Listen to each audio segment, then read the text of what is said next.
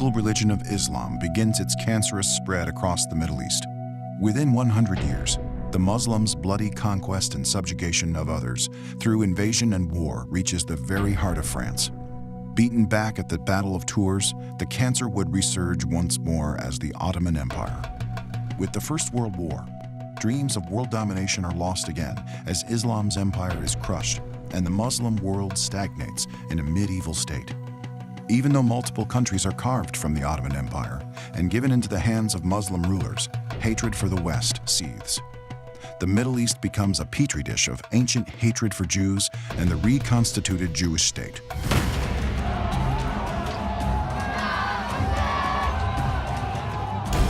In the late 1960s, the Soviet Union finds an ally and thus begins an exploitation that reverberates to this day in one of the greatest campaigns of disinformation, an insidious formula to undermine and destroy Western civilization, a strategy still at work today. Disinformation has a very long-term strategic objective. An influence campaign to influence American attitudes, to influence public opinion. Disinformation appears to come from a trusted source. A lie by the government. Disinformation flows from the delusion that you can change the world. Very sinister.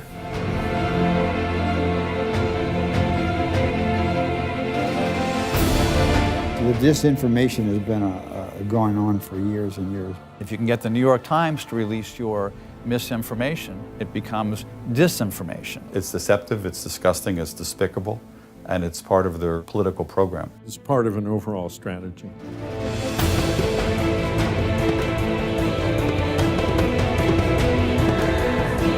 As we see disinformation as a way to sidestep us, particularly in the intelligence world. Disinformation has been part of the art of war going back to ancient times. Disinformation is pervasive. It's pervasive in our society and in our culture. It's a form of psychological warfare.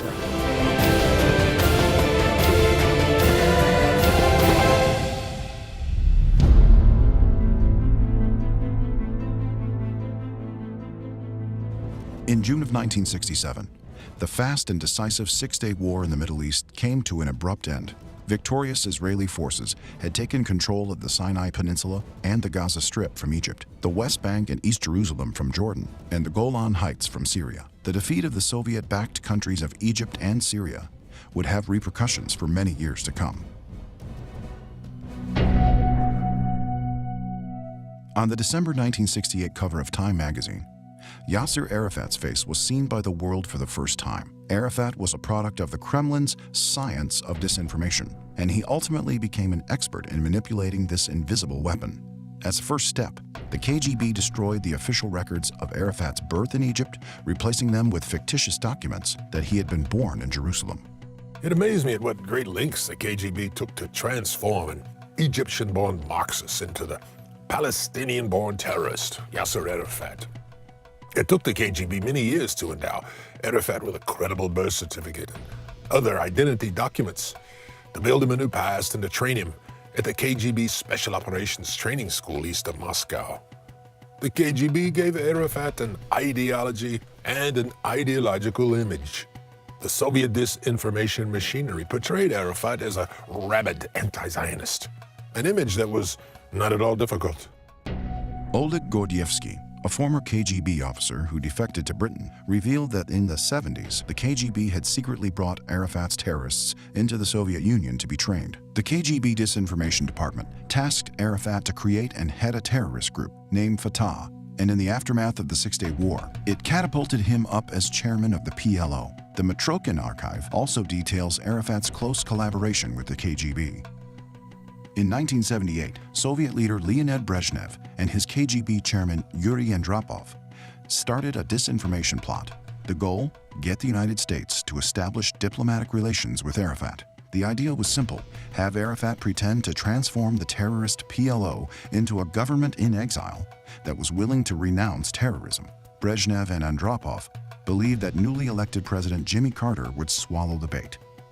In 1994, Arafat was awarded the Nobel Peace Prize.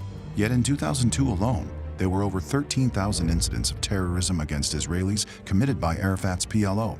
6 months later, the number of Israeli civilians killed by Arafat's martyrs exceeded 700. Few people have noticed that Mahmoud Abbas, who took Arafat's place, was educated in the former Soviet Union. Abbas graduated from Patrice Lumumba University in Moscow, a KGB-controlled school whose secret task was to create a new generation of foreigners dedicated to promoting the Kremlin's interests.